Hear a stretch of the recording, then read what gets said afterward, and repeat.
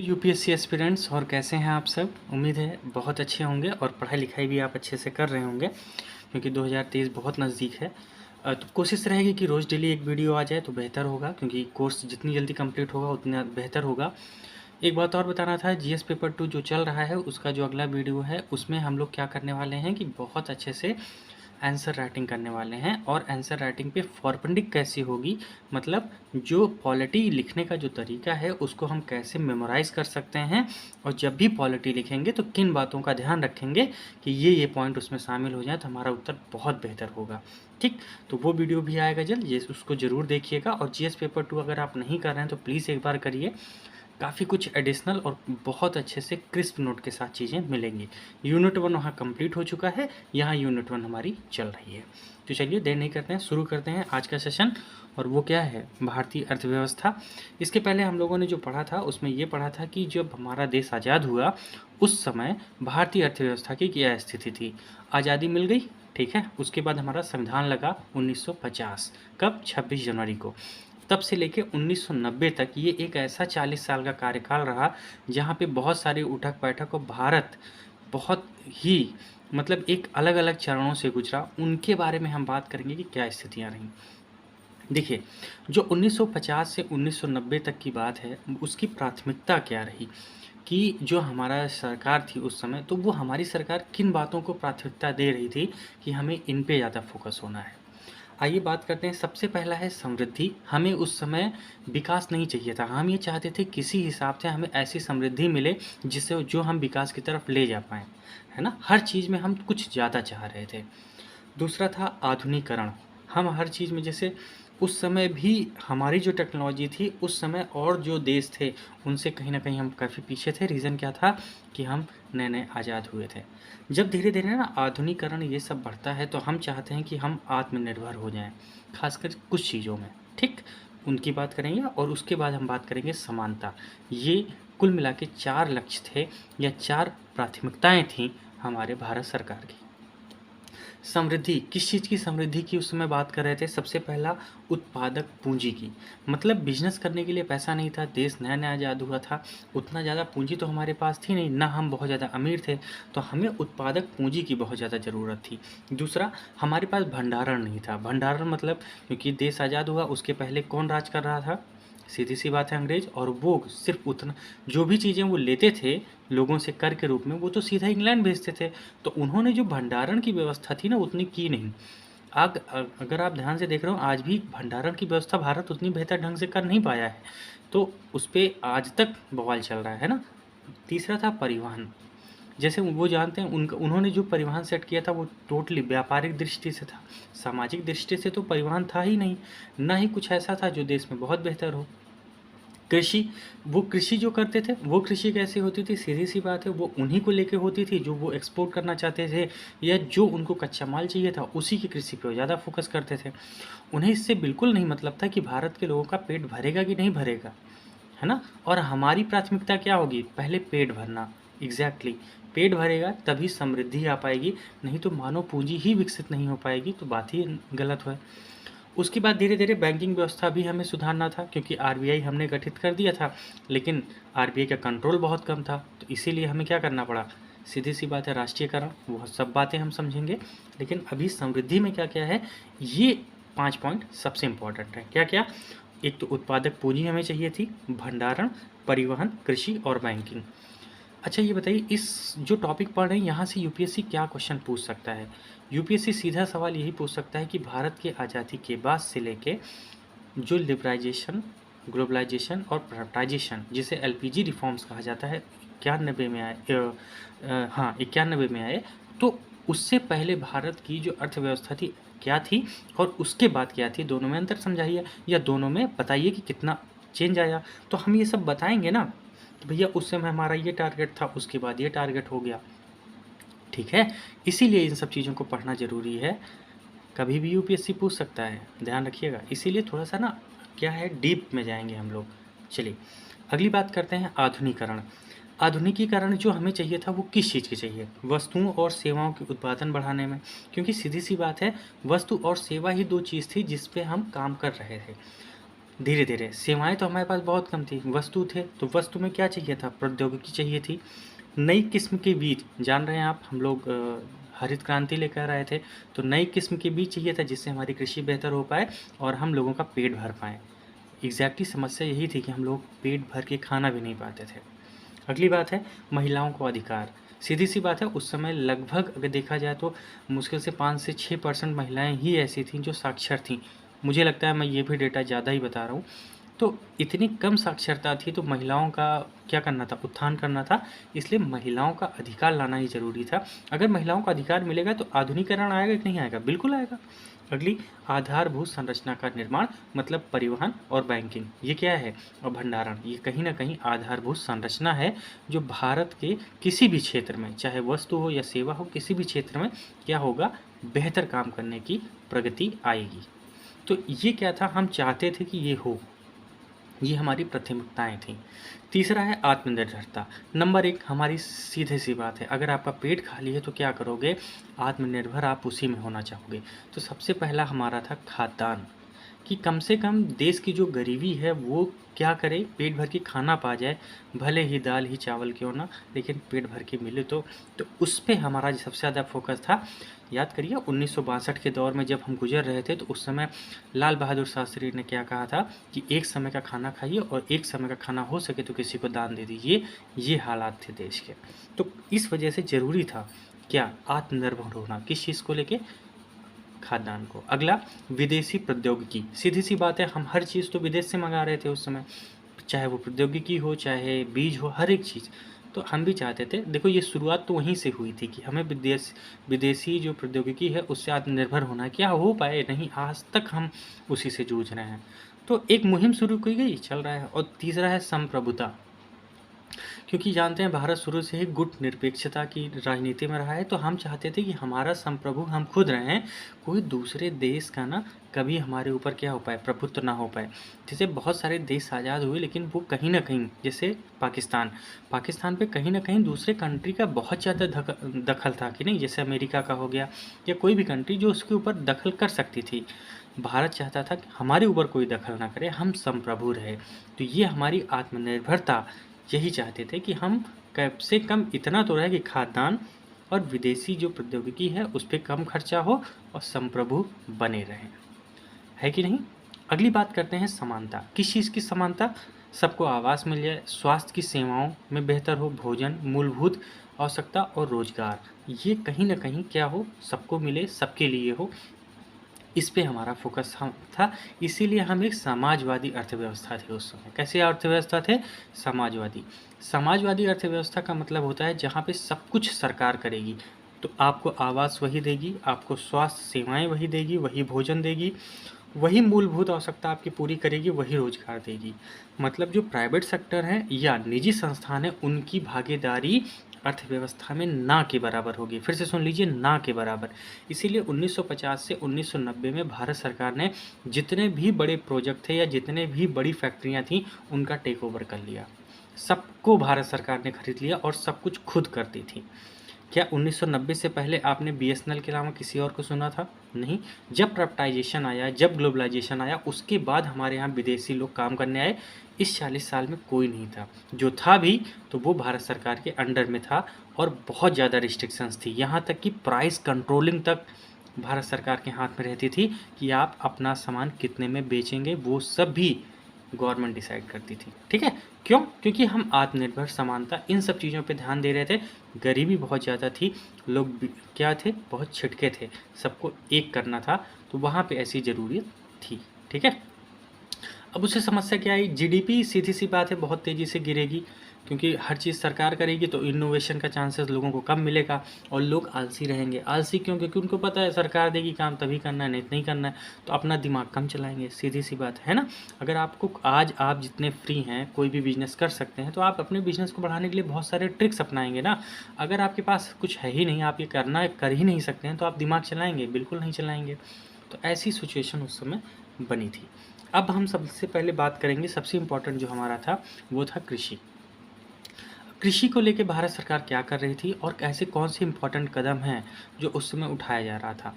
तो सबसे पहली बात है भूमि सुधार, दूसरा है हरित क्रांति लाई गई, आर्थिक सहायता और भूमिहीन किसानों को भूमि। ये कुल मिला के 4 पॉइंट ऐसे हैं जो भारत सरकार ने उस समय उठाया था।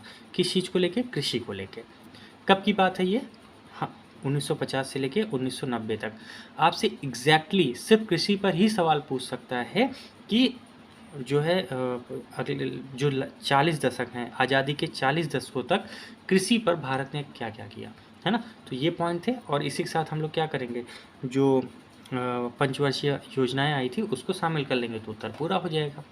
अब जैसे भूमि सुधार में सरकार ने क्या किया, जमींदार या जागीरदार जो जो व्यवस्था थी उसको पूरी तरह से बंद कर दिया, समाप्त कर दिया। याद करिए, पहला संविधान संशोधन यही आया था।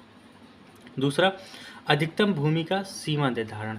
ज़्यादा से ज़्यादा भूमि का निर्धारण किया कि भैया इससे ज़्यादा ज़मीन आपके पास नहीं हो सकती है, अगर है तो वो ज़मीन हम आपसे लेके किसको दे देंगे? भूमिहीन किसानों को। सीधी सी बात है ना?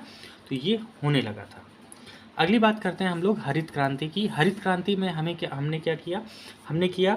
हमें उच्च पैदावार वाली जो किस्मों की बीज थी उसका हमने प्रयोग किया। कहाँ से लेकर आए? अमेरिका से लेकर आए। कीटनाशक उर्वरकों का खूब सारा प्रयोग किया और जल पूर्ति पे ध्यान दिया कि जैसे सिंचाई हमारी बहुत बेहतर हो, इरिगेशन फैसिलिटी भारत की बहुत बेहतर हो, हमने उस पर काम किया। ठीक, ये हरित क्रांति रही। आर्थिक सहायता, जैसे प्रौद्योगिकी में सहायता दिया। याद करिए, उस समय अगर आपने कोई किताब पढ़ी हो, स्टैंडर्ड नहीं पढ़ा है कोई बात नहीं, बता दे रहा हूँ, सुनिए।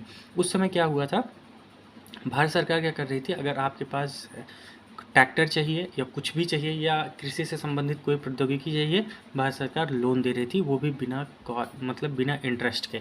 आप सिर्फ लोन ले लीजिए, अगर आपके पास इतना खेत है, वो खेत गिरवी हो जाता था लेकिन उस पर कोई ब्याज नहीं लगता था। तो ये आर्थिक सहायता ही तो है, बिना ब्याज के लोन दे रही थी। लक्षित योजना मतलब जैसे उत्तर प्रदेश है, तो उत्तर प्रदेश में गेहूँ बहुत अच्छे से अगर हो रहा है तो हमारी योजना होती थी इस साल इतना लक्ष्य होना चाहिए गेहूँ उत्पादन का। जैसे पंजाब में अगर जो है गेहूँ या मक्का ये अच्छा से हो रहा है तो उसका। उसी तरह छत्तीसगढ़, वहाँ पे क्या होता है, चावल बहुत अच्छे से। तो वहाँ जो भी इलाके थे हमने उसको बांटा और बांटने के बाद लक्षित योजनाओं पर ध्यान दिया, जिससे क्या हो पाए, हमारी जो खाद्यान्न व्यवस्था है वो सुरक्षित हो पाए। और तीसरा, हमने सब्सिडी देना शुरू किया। किस पे सब्सिडी देंगे?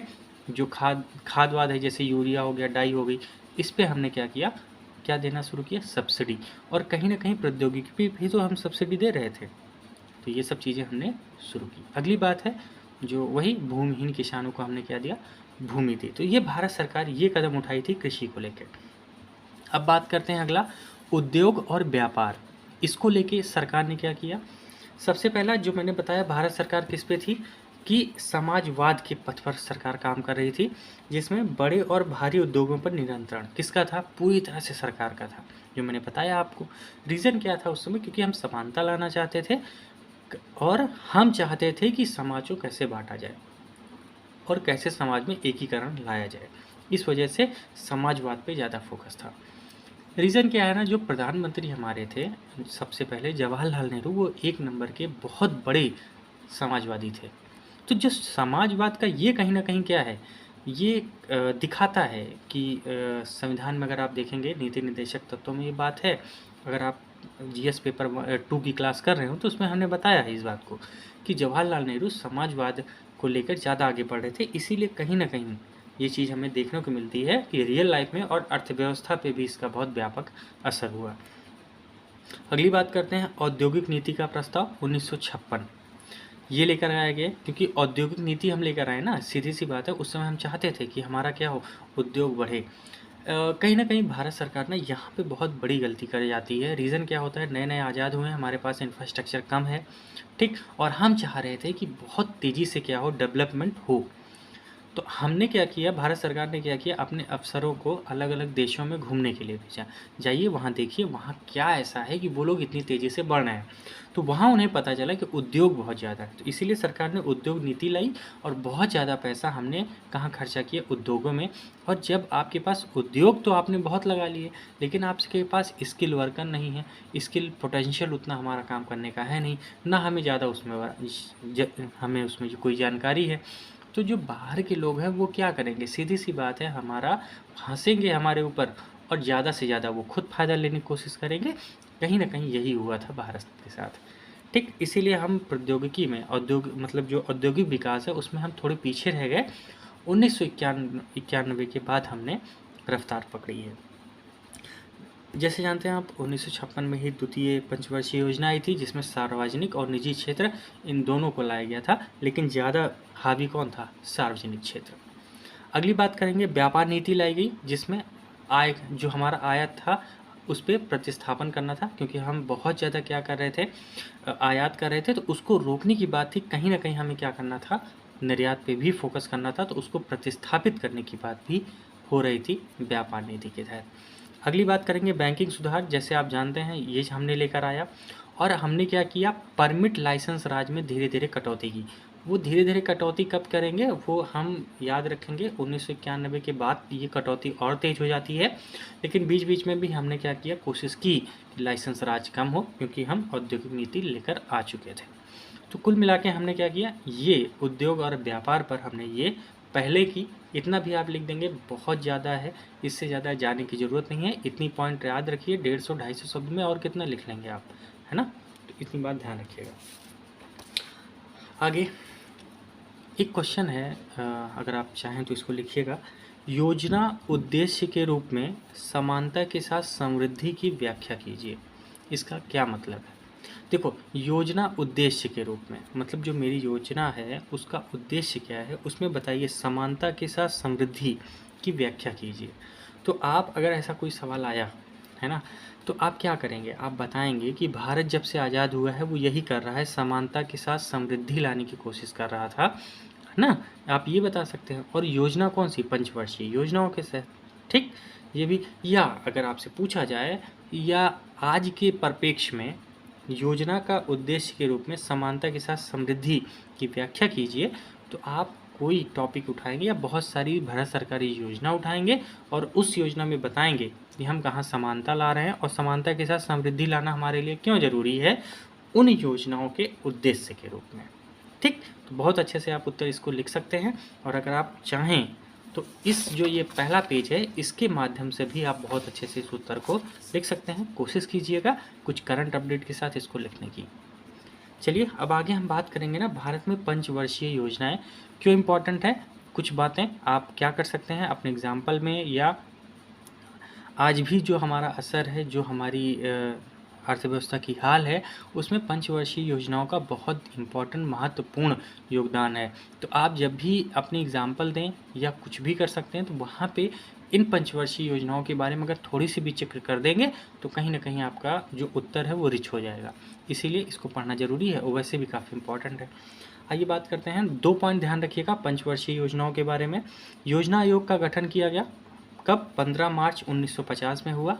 प्रधानमंत्री इसका अध्यक्ष होता है, लेकिन ध्यान रखिएगा संविधान में इसका कोई प्रावधान नहीं था, ये अलग से बनाया गया। अगर ऑप्शन में आए कि इनमें से कौन सा ऐसा संवैधानिक आयोग नहीं है, तो उसमें ध्यान रखिएगा योजना आयोग एक संवैधानिक नहीं है, अलग से बनाया गया है, तो सांविधिक है, इस बात को ध्यान रखिएगा।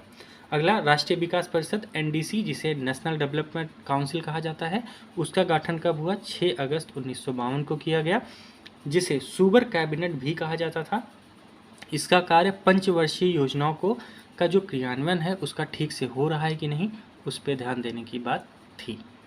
यहाँ तक कोई समस्या नहीं। अब जो 12 पंचवर्षीय योजना आई थी, उन 12 को हम लाइन से देखेंगे और छोटा छोटा, विश्वास करिए मुश्किल से 2-3 लाइन, इसको एज इट इज़ नोट करना है आपको। फिर से बता रहा हूँ, एज इट इज़, ठीक, जैसा है वैसे के वैसे। आइए आगे बात करते हैं। पहली पंचवर्षीय योजना कब से आई? 1 अप्रैल 1951 से, और कब तक चली? 31 मार्च 1956 तक। और अध्यक्ष कौन थे उस समय? जवाहरलाल नेहरू, क्योंकि प्रधानमंत्री ही अध्यक्ष होता था। इसका जो मॉडल था उसे कहा जाता है हेराल्ड डोयर मॉडल पर आधारित थी। प्राथमिकता किसको दी गई? सब सीधी सी बात है, सबसे पहले कृषि को ही देखें, क्योंकि वही हमारे पास अच्छे से था। लक्ष्य रखा गया कि 2.1 की वृद्धि दर होगी, लेकिन हमने प्राप्त किया 3.6, तो ज़बरदस्त हमें बेनिफिट मिला। कुछ हमने और परियोजनाएं शुरू की थी, जैसे भांगड़ा नंगल बांध जो बना, हीराकुंड बांध और दामोदर घाटी परियोजना, ये सब परियोजनाएं इसी समय शुरू की गई। ठीक, तो कभी कभी क्रोनोलॉजी आती है ना प्रीलिम्स में, तो यहाँ से क्रोनोलॉजी भी आपकी बन जाएगी। हर चीज़ का इम्पोर्टेंस है, विश्वास करिए। जब आप हर चीज़ अच्छे से पढ़ के जाते हैं, डीप कॉन्सेप्ट के साथ जाते हैं, तो क्या होता है ना, क्वेश्चन को टैकल करने में, उसको समझने में आसानी होती है। चलिए अब आगे बात करते हैं। अगला, द्वितीय पंचवर्षीय योजनाएं, ये कब आई? 1956, उसके बाद ही आएगी। 1961 तक जवाहरलाल नेहरू उस समय भी प्रधानमंत्री थे। पीसी महालनोबिस मॉडल पर आधारित कोई थे, इनके मतलब इनके मॉडल पर आधारित था। प्राथमिकता बात करते हैं, इस समय औद्योगिक विकास, क्योंकि हम क्या लेकर आए थे, नई औद्योगिक नीति लेकर आए थे, जो मैंने बताया 1956 है ना, इसके पहले वाले पेज में हमने डिस्कस किया है। एवं औद्योगिक जगत पर केंद्रित रखा हमने, क्योंकि हमें क्या चाहिए था भाई, सीधी सी बात है, 5 साल हमने कृषि पर दिए और हमने ठीक ठाक ग्रोथ भी की, लेकिन हमें चाहिए था विकास बहुत तेज़ी से। होता है ना कि भाई नए नए आज़ाद हुए, सब कुछ अपने अंडर में है, तो क्यों ना बहुत तेज़ी से हुआ जाए। तो उसी औद्योगिक विकास के चक्कर में हमने बहुत बहुत गलतियां कर दी और उसका परिणाम काफ़ी भुगतना पड़ा। तो हमने लक्ष्य रखा था 4.5 की, तो हमें प्राप्ति कितनी मिली? 4.2 की। इस समय कार्य किए गए, जैसे राउरकेला में फैक्ट्री लगाई गई, भिलाई में, दुर्गापुर में इस्पात संयंत्रों की स्थापना की गई, भारतीय सहायता क्लब की स्थापना की गई। ये सब कुछ इम्पोर्टेंट कार्य रहे जो इन पंचवर्षीय योजनाओं में हमने किया, द्वितीय पंचवर्षीय योजना में। अगली बात करते हैं तृतीय पंचवर्षीय योजना। इसमें क्या था, कब आई? 1961 से 1966 तक किसके द्वारा लाया गया? जवाहरलाल नेहरू के द्वारा, है ना। अब जो जवाहरलाल नेहरू के द्वारा पंचवर्षीय योजना ये वाली लाई गई, तो उसकी प्राथमिकता क्या थी? देखिए, उसकी प्राथमिकता थी आत्मनिर्भर भारत एवं कृषि, है ना। आत्मनिर्भर एवं कृषि, मतलब हमें आत्मनिर्भर होना था किस चीज़ से? खाद्यान्न से, ठीक। और कृषि एवं उद्योग, ये चीज़ें हमने शामिल की, लेकिन ज़्यादा जो हमारा बल था वो कृषि पर था, ठीक है। हरित क्रांति की शुरुआत यहीं हुई। ऑप्शन आपसे पूछ सकता है यूपीएससी, हरित क्रांति की शुरुआत किस पंचवर्षीय योजना में हुई थी? तो आप बता दीजिएगा, तृतीय पंचवर्षीय योजना। हमारा लक्ष्य कितना था? 5.6 का, लेकिन प्राप्ति कितनी हुई? 2.8। क्यों क्यों इतना फेल रह गए? रीज़न क्या था कि 1962 में चीन युद्ध हो गया, 1965 में पाक युद्ध हो गया, और 1966 का बहुत भयंकर सूखा पड़ा था भारत में। इस वजह से क्या हुआ, ये सब बातें हुई और हमने जो लक्ष्य रखा था उसकी प्राप्ति बिल्कुल नहीं हुई, ठीक है। यहाँ तक कोई समस्या? चलिए अब आगे बात करते हैं।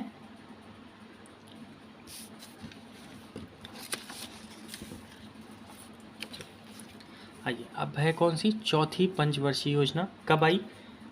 1969 से लेके 1974 तक। इस समय इंदिरा गांधी आ चुकी थी, क्योंकि जवाहरलाल नेहरू के बाद वही बनी पीएम, है ना। आइए आगे बात करते हैं। अगला, प्राथमिकता हमारी क्या थी? स्थिरता के साथ आत्मनिर्भरता पर बल, कृषि एवं सिंचाई को भी महत्व दिया गया, क्योंकि मैंने बताया हमारा लक्ष्य क्या था? इरिगेशन, याद करिए, जल पूर्ति पर भी हमने फोकस किया था। लक्ष्य कितना रखा गया? 5.7, लेकिन प्राप्ति सिर्फ 3.4 की रही। इसमें जो इम्पोर्टेंट कार्य किया गया था, आप जानते हैं 1969 में ही क्या लाया गया था? 14 बैंकों का राष्ट्रीयकरण किया गया, इसरो की स्थापना की गई थी। विकास दर प्राप्त नहीं कर सके, लेकिन कृषि की सर्वाधिक वृद्धि दर प्राप्त हुई थी इसी समय, क्योंकि रीज़न क्या था ना, याद करिए, हरित क्रांति जो आई थी वो आ चुकी थी, उसका असर अब दिख रहा था। हम भले ही विकास दर हमारी कम रही, लेकिन कृषि में सर्वाधिक वृद्धि हमने इस पंचवर्षीय योजना में की थी। तो वो कौन सी पंचवर्षीय योजना थी? चौथी पंचवर्षीय योजना। अगर मान लो यूपीएससी ये पूछ ले किस पंचवर्षीय योजना के तहत कृषि की सर्वाधिक, है ना, वृद्धि दर रही, तो आप क्या बताएंगे? जब तक आपने ये चीज़ें सही से नहीं पढ़ा है, ध्यान रखिएगा, चौथी पंचवर्षीय योजना, ठीक। अगली बात करते हैं पांचवी पंचवर्षीय योजना को लेके।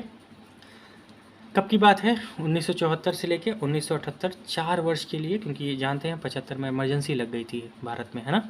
तो प्राथमिकता क्या थी हमारी? गरीबी उन्मूलन, गरीबी का नारा यहीं से उठा था, तथा आत्मनिर्भरता। किससे?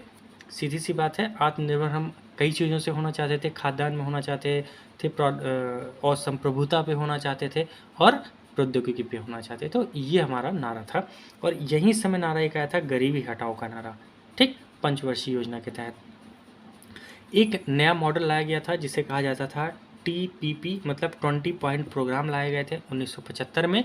और ये किसके द्वारा? वही जो इंदिरा गांधी थी उनके द्वारा ही लाया गया था कि 20 पॉइंट प्रोग्राम, जिसमें भारत आगे बढ़ेगा। एक बात ध्यान रखना है, इसमें री इलेक्शन हो गए थे, इंदिरा गांधी की सरकार गिर गई तथा 78 में जनता पार्टी की सरकार बनी, मोरारजी देसाई पीएम बने थे।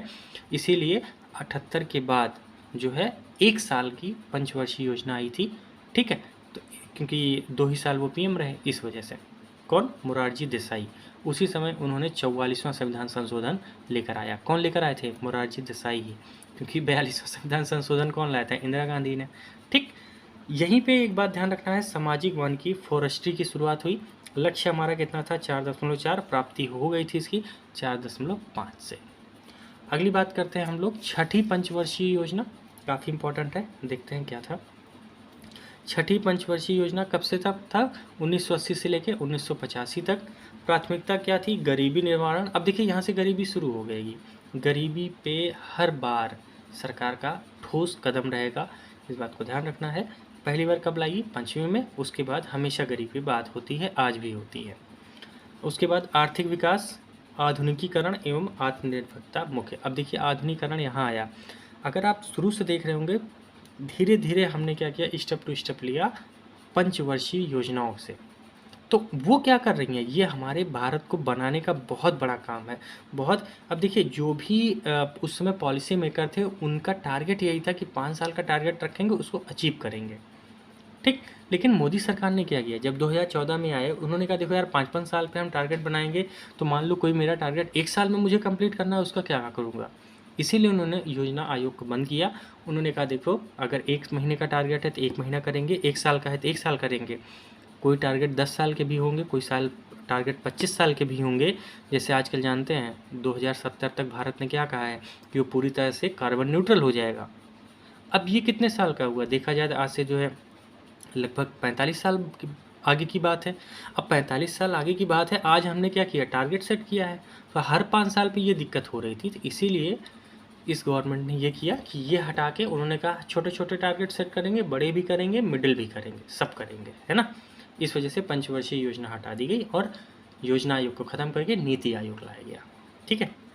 अब आगे बात करते हैं छठी पंचवर्षीय योजना में क्या प्राथमिकता रही। प्राथमिकता हमने देख लिया, मुख्यतः ग्रामीण बेरोजगारी और गरीबी निवारण से संबंधित योजना इस समय लाई गई थी, क्योंकि इसके पहले गरीबी हटाओ का नारा लेकर आई थी।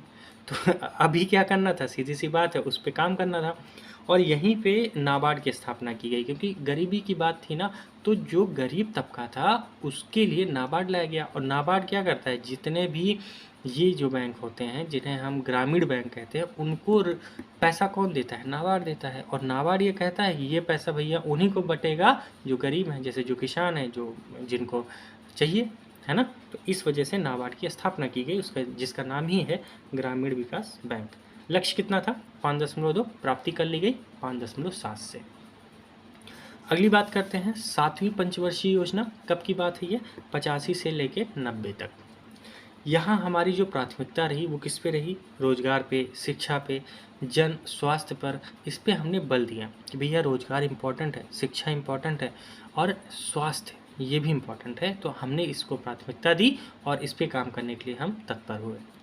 आगे भोजन, काम और उत्पादन का नारा दिया गया कि हमें क्या चाहिए? भोजन, काम और उत्पादन। क्योंकि रीज़न क्या था ना, उस समय हमारी स्थितियाँ इतनी ख़राब हो चुकी थी कि हमारे पास फॉरेन रिजर्व तो बचा ही नहीं था, तो कुछ ना कुछ तो करना था। भोजन का क्यों? क्योंकि खाद्यान्न तो हमारे पास हो ही गया था, सीधी सी बात है, हरित क्रांति इतना बेहतर काम की थी तो हमारे पास खाने की कमी तो थी नहीं। लेकिन खाना का, काम और उत्पादन, ये तीनों का नारा साथ था, क्योंकि हम उस समय चाहते थे कहीं ना कहीं आधुनिकीकरण आए और हम आत्मनिर्भरता की तरफ आगे बढ़ें। आज भी आत्मनिर्भर का नारा चल ही रहा है। गरीबी की माप, ठीक। लकड़वार समिति द्वारा पहली बार गरीबी की माप की गई।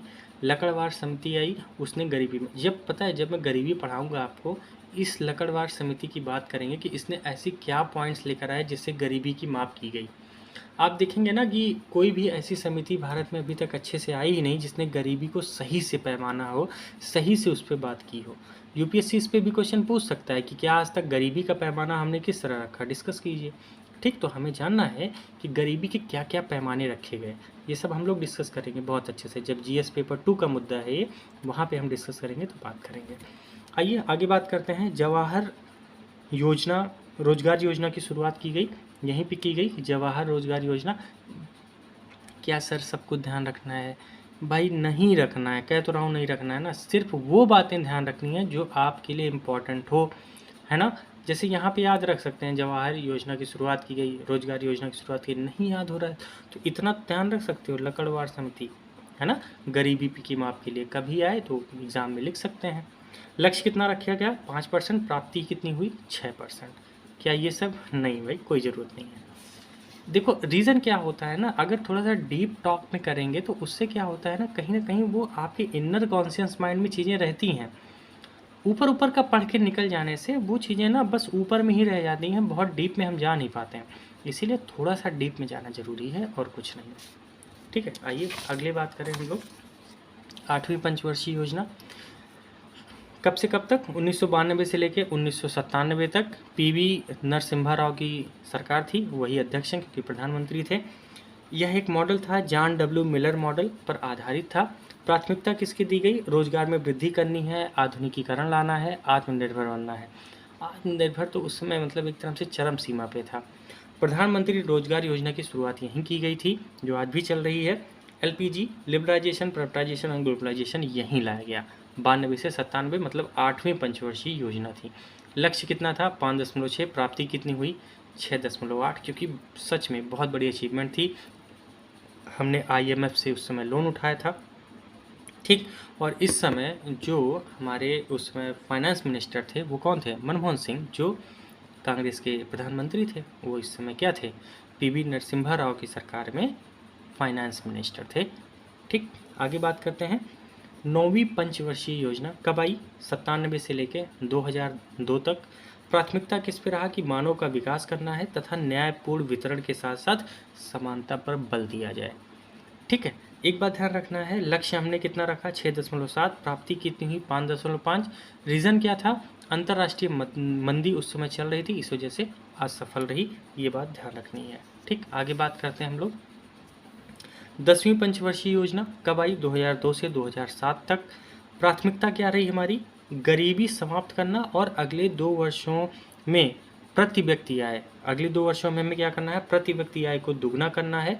लक्ष्य कितना था? 8% और हमने प्राप्त किया 7.7%, ठीक। तो ये काफ़ी बड़ी अचीवमेंट थी यार, उस समय भी देखो हम लोग 7.7% की ग्रोथ रेट पे थे, तो ऐसा नहीं कहा जा सकता है कि हमने काम नहीं किया, ठीक है। आगे बात करते हैं 7 से 12, 11वीं पंचवर्षीय योजना। प्राथमिकता क्या थी? तीव्रता एवं समावेशी विकास, यहीं से शुरू हुआ है। रीज़न क्या था ना, याद करिए 2012 में उस समय समावेशी विकास पे बहुत ज़्यादा चर्चाएं होने लगी थी, तो हमारा भी प्राथमिकता वही थी, तीव्रता और समावेशी विकास। इसमें एक इम्पॉर्टेंट चीज़ लेकर आई गई थी, आम आदमी योजना, आम आदमी बीमा योजना, ये लेकर लाया गया था कि हर व्यक्ति का बीमा होना चाहिए, चाहे वो स्वास्थ्य का हो या चाहे जीवन का हो, होना जरूरी है। अगली बात है राजीव आवासीय योजना, ये लेकर आया गया था। प्रधानमंत्री आदर्श ग्राम योजना, ये लेकर आया गया था। लक्ष्य कितना था? 9%, प्राप्ति 7.9। विश्वास करिए जब से पंचवर्षीय योजना आई है तब से सबसे तीव्रतम विकास था, 7.9 की सबसे तीव्रतम विकास पे थे हम लोग। लेकिन उसके बाद भी ना मोदी सरकार ने कांग्रेस पे कितना ज़्यादा, जानते हैं ना, उसमें बवाल अगर आप ध्यान हो तो कितना हुआ था, है ना। लेकिन हमने क्या किया था? सबसे तीव्रतम विकास हुआ था इस वाली पंचवर्षीय योजना में।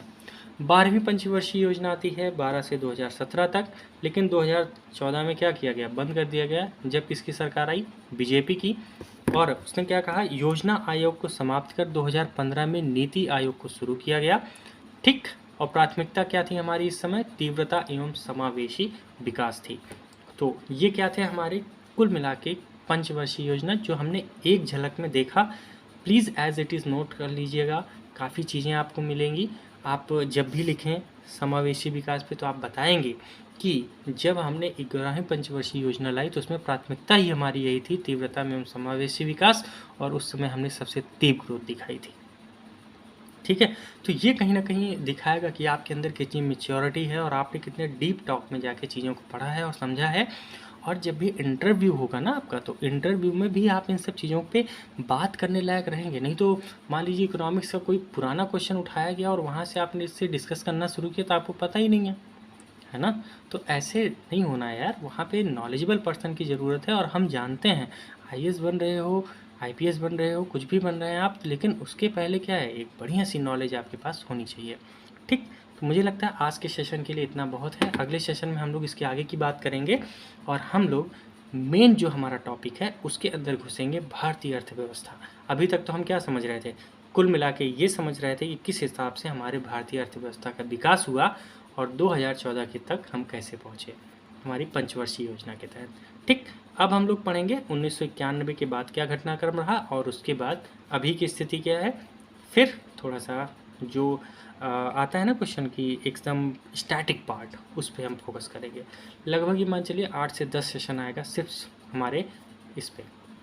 लेकिन एक बात कहूँगा, जीएस पेपर 2 वो भी करिए, बहुत बढ़िया सेशन है, विश्वास करिए। आपको अगर आप साथ मेरे लगे रहे ना जनवरी तक, बहुत कुछ बदल जाएगा दोस्तों, बहुत कुछ बदल जाएगा। बस शेयर कीजिएगा, लाइक कीजिएगा और चैनल को सब्सक्राइब जरूर कर लीजिएगा। ऑल द बेस्ट, अगले सेशन में फिर मिलते हैं।